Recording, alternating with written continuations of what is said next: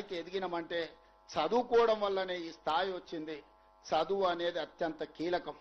అందుకే ఈ జిల్లా వలసలు ఆపాలన్నా, మన పిల్లలు చదువుకోవాలన్నా, మన రైతులు బాగుపడాలన్నా, మన ఆడబిడ్డలు తలెత్తుకొని గౌరవంగా బతకాలన్నా పాలమూరు జిల్లా సస్యశ్యామలం కావాలి. ప్రతి ఎకరాకు నీళ్లు ఇవ్వాలి. ప్రతి ఊర్లో బడి ఉండాలి. నేను ఇవాళ ఒక్క మాట చెప్పదలుచుకున్నా. ఆత్మ గౌరవంతో బతకాలంటే ఇందిరమ్మ ఇల్లు ఉండాలి. ఇవాళ మన జిల్లాలో హనుమాన్ల గుడి లేని తండా ఉండొచ్చు, గూడెం ఉండొచ్చు, గ్రామం ఉండొచ్చు. హనుమాన్ల గుడి లేని తండానన్న ఉండొచ్చు, గూడెమన్న ఉండొచ్చు, ఊరన్న ఉండొచ్చు. కానీ ఇందిరమ్మ ఇల్లు లేని ఊరు లేదు. నేను గుండె మీద చేసుకొని నేను చెప్తున్నా. ఈడ వేలాది మంది వచ్చారు. నేను సూటిగా బీఆర్ఎస్ కి సవాలు విసురుతున్నా. ఏ ఊర్లో నువ్వు డబుల్ బెడ్రూమ్ ఇల్లు కట్టినవో బిడ్డ గానే నువ్వు ఓటు అడగాలి. ఏ ఊర్లో నేను ఇందిరమ్మ ఇల్లు కట్టినో గా ఊర్లో నేను ఓట్లు అడుగుతా. నీకు డిపాజిట్ వస్తే నా పేరే మార్చుకుంటా. మీద బతుక డబుల్ బెడ్రూమ్ ఇల్లు ఇస్తామని, దళితులకు 3 ఎకరాల భూమి ఇస్తామని, కేజీ టు పీజీ ఉచిత విద్య ఇస్తాని, ఉత్తర్నాపూర్ లో మునిగినోళ్లకు ప్రభుత్వ ఉద్యోగం ఇస్తాని నోరు తెలిస్తే అబద్ధాలు చెప్పి ఇవాళ మేము పనిచేస్తుంటే కాళ్ళ కట్టబెట్టి అడ్డం పడి మా పాలమూరు అభివృద్ధిని అడ్డుకుంటావా? మా పాలమూరు బిడ్డలు మంచోళ్లే. మట్టి పని, తట్ట పని, పార పని, పలుగు పని అన్ని పనులు చేస్తాం. అడ్డం వస్తే నీ పని కూడా చేస్తాం. మేం తవ్విన గోతుల్నే మట్టి తీసుడే కాదు బిడ్డ, పండబెట్టి మట్టి కప్పేది కూడా మా బిడ్డలకు తెలుసు.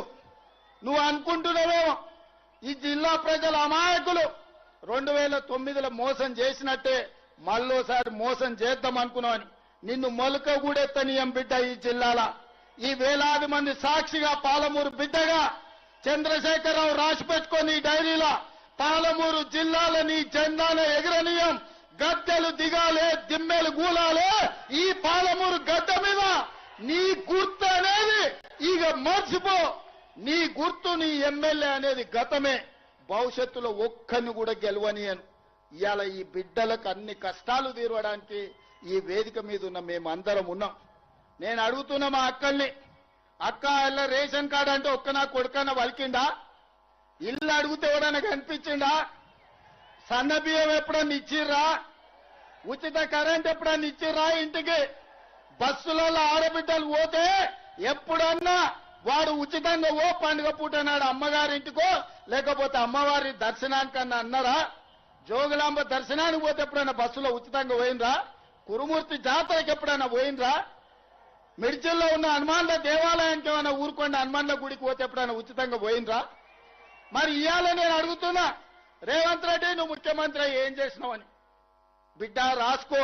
15 లక్షల రేషన్ కార్డులు ఇచ్చిన పేదోళ్లకు, 4.5 లక్షల ఇందిరమ్మ ఇల్లు ఇచ్చిన, 50 లక్షల కుటుంబాలకు 200 యూనిట్లు ఉచితంగా విద్యుత్ ఇచ్చిన, 45 లక్షల కుటుంబాలకు 500 రూపాయలకు సిలిండర్ ఇచ్చిన, 10,000 కోట్ల రూపాయలు మా ఆడబిడ్డలు బస్సులలో మహాలక్ష్మి పథకం కింద ఉచిత ప్రయాణం చేస్తే 10,000 కోట్ల రూపాయలు మా అక్కలకు, మా చెల్లెళ్ల కోసం ఆర్టీసీకి నేను కట్టిన, 1000 మెగావాట్ల సోలార్ విద్యుత్తు మా ఆడబిడ్డలకు ఇచ్చిన, మా సంఘాలకు పెట్రోల్ బంకులు ఇచ్చిన, మా సంఘాలకు 1000 బస్సులు కొనుక్కునే శక్తిని ఇచ్చిన, బస్సులలో ఉచితం కాదు బస్సు యజమానులను మా ఆడబిడ్డల్ని చేసిన, 67,616 లెక్క కట్టి, నీకు ఒకవేళ లెక్క మీద అనుమానం ఉంటే తారీఖు చెప్పు.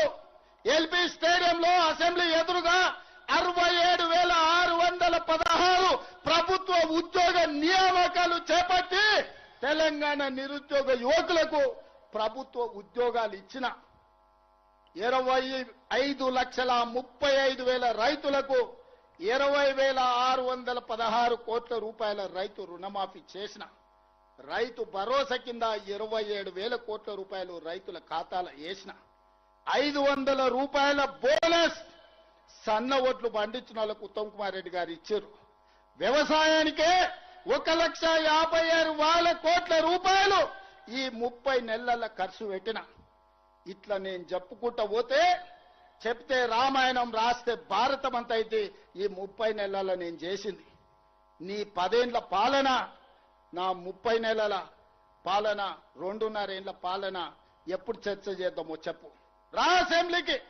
నువ్వు శాతనైతే, నీకు పౌరుషం ఉంటే, నీ పేరు చంద్రశేఖరరావు అయితే అసెంబ్లీకి రా. నీ 10 ఏళ్ల పాలన మీద, నా 2.5 ఏళ్ల పరిపాలన మీద చర్చ చేద్దాం. ఓవేళ చర్చలో ఓడితే అక్కడికక్కడ నేను క్షమాపణ చెప్తా. లేకపోతే నోరు మూసుకొని గా ఫామ్ హౌస్ లో బోర్ల బొక్కల వండుకొని నిన్ను అడిగినోళ్ళు లేదు, నిన్ను పట్టించుకునేవాళ్ళు లేదు. తాడు బొంగరం లేని వాళ్ళని ఇద్దరిని బిల్లా రంగల్ని ఊరి మీదకి వదిలేడు. వాని మీద వీడు, వీని మీద వాడి, ఇద్దరికి నమ్మకం లేదు. ఈయన పొద్దుగాల ప్రెస్ పెడితే ఆయన సాయంత్రం ట్విట్టర్లో పెడతాడు. ఈయన సాయంత్రం అది పెడితే ఇంకొక ఆయన గుడికాను బడికాను ఫోటో దిగుతాడు. మీకే పొంతం లేదు. మీరు మా గురించి ఆ మాట్లాడేది. ఇవాళ ఆయన ఉత్తమానికి లెటర్ రాసిండు. ఆ లెటర్ చదివితే నాకు నవ్వాలనో ఏడవాలనో కావాలి. 10 ఏళ్ళు ఏడ్చినావు కాబట్టి ఆ కాళేశ్వరం కూలిపోయి ఈరోజు 1,00,000 కోట్లు గోదావరిలో గడిచిపోయినాయి. మళ్ళా మాకు చదువు చెప్పనికి పోతుండు, సన్నాయి శుద్ధులు చెప్తుండు. నీ అంత సన్నాసితో చదువు చెప్పుకునే దాంట్లో మాకు దాపరించిందని నేను అడుగుతున్నా. అందుకే మిత్రులారా, ఇవాళ వేదిక మీద నుంచి అటు గోదావరి జలాలలో జరిగిన అన్యాయాన్ని మహారాష్ట్ర ముఖ్యమంత్రిని అడుగుతాం, కడుగుతాం, అవసరమైతే మెడలు వంచైనా గోదావరి జలాల మీద తుమ్మిడి ఎట్టి దగ్గర ప్రాణహిత చేవెళ్ల ప్రాజెక్టును కడతాం. ఖచ్చితంగా భారతీయ జనతా పార్టీ నాయకులు కూడా మీరు అనుకుంటున్నారేమో, తమాషా అనుకుంటున్నారేమో, మిమ్మల్ని ఆదిలాబాద్, మెదక్, అదే విధంగా నిజామాబాద్, కరీంనగర్ లో మీరు ఎంపీలుగా ఉంటాం అనుకుంటున్నారేమో. గోదావరి జలాల మీద మహారాష్ట్ర ముఖ్యమంత్రి దాగుడు మూతలు ఆడుతుండు. చర్చలకు రమ్మంటే రాకుండా పారిపోతున్నాడు. ఎన్ని రోజులు వారిపోతారు? మిమ్మల్ని ఊరు నుంచే తరిమే రోజు వస్తుంది. మర్యాదగా మహారాష్ట్ర ముఖ్యమంత్రిని చర్చలకు పట్టుకురండి. గోదావరి జలాల మీద తుమ్మిడేటి దగ్గర ప్రాజెక్టు కట్టి 100 టీఎంసీల నీళ్లు తీసుకొచ్చి శ్రీపాద ఎల్లంపల్లిలో పోసి ఆదిలాబాద్, కరీంనగర్, నిజామాబాద్, మెదక్ వరకు రైతాంగ కష్టాలు తీర్వడానికి పక్క ప్రణాళికతో ముందుకు పోదాం. గోదావరి జలాల సమస్యను పరిష్కరించుకుందాం. ఇక కృష్ణానది జలాలు 60 ఏళ్ల నుంచి రావణ కాష్టం లాగా రగులుతుంది. 60 ఏళ్ల నుంచి రాయలసీమలతో కొట్లాడాలి, ఆంధ్రలతో కొట్లాడాలి, గుంటూరు గుడివాడతో కొట్లాడాలి. ఈ సమస్యకు శాశ్వత పరిష్కారం వద్దా? పరిష్కారం కావాలంటే చర్చలు చేయాలనా లేదా? ఇవాళ మనం మాట్లాడినప్పుడల్లా చంద్రశేఖరరావు దానికి అడ్డం పడతాడు. తిర్రి మాటలు మాట్లాడతాడు, ఎర్రి మాటలు మాట్లాడతాడు. అట్లెట్లా మాట్లాడతారంట. భగవంతోనైనా పక్క దేశంతోనైనా సమస్యలు ఉన్నప్పుడు చర్చలు చేయకుంటే ఎప్పుడైనా పరిష్కారం అయినాయా? ఆలి పంచాయతీ అయినా, పాలి పంచాయతీ అయినా ఓ పెద్ద మనిషిని పెట్టుకొని పంచాయతీ తెంచుకుంటామా లేదా? రైతాంగ సోదరులారా మీరు ఆలోచన చెయ్యండి. ఇవాళ ఎక్కడైనా ఏ సమస్యకైనా చర్చలు లేకుండా పరిష్కారం జరుగుతాయా? పక్క రాష్ట్రంతో నేను చర్చలు చేస్తా అంటే నా మీద బురద జల్లాలనే ప్రయత్నం చేస్తున్నాడు. నువ్వు బురద జల్లినా, తల కింది కాలు మీదకి చేసుకున్నా, నువ్వు పోయి సీసల తలకాయ పెట్టి సచ్చినా, పక్క రాష్ట్రంతో చర్చలు చేసి డిసెంబర్ లోపల పాలమూరు రంగారెడ్డి ఎత్తిపోతలకు 90 టీఎంసీలకు వాళ్ళ మీద ఒత్తిడి తెచ్చైనా, కొట్లాడైనా ఆంధ్రప్రదేశ్ నుంచి ఎన్ఓసీ తీసుకొచ్చి పాలమూరు రంగారెడ్డి ఎత్తిపోతలకు 90 టీఎంసీల నీళ్లకు అనుమతి తీసుకొచ్చే బాధ్యత నాది. అదే విధంగా డిండి ప్రాజెక్టుకు 20 నుంచి 30 టీఎంసీలకు నీళ్లకు అనుమతి తెచ్చే బాధ్యత నాది.